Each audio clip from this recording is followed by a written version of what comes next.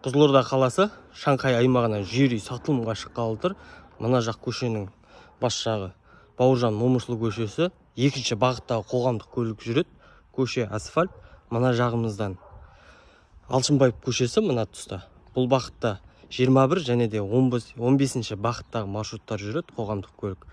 Дәл осы тұста мешіт салынып жатыр. Тұрғылықты 150-ші үй сатылымға шыққалы тұр. Ауланың көрінісі толығымен қоршалған. Үйдің салынған жылы 2015 жылы қам-кесектен салынған. Размері 10-12. Жеріміз 10 соттықты құрайды. Мына жағына тұсына тағы да бір қосымша үй түсуге болады. Үйіміздің кіреберіс прихожкасы газбен жылайды. Толықтай газ, су, свет барлығы бар.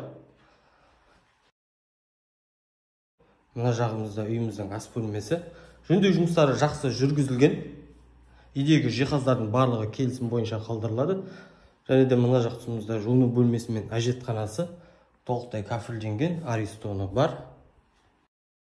Тағы да екінші холл. Осы холлдан бөлмелері тарайды. Турамызда бірінші жатын бөлме. Едені паркет. Мына тұста екінші жатын бөлме. Үйдің жалпы ауданы 112 квадрат метрді құрайды шамамен. Бұл үйіміздің қонақ бөлмесі. Терезесі көше бет жаққа қарайды, кондиционері бар.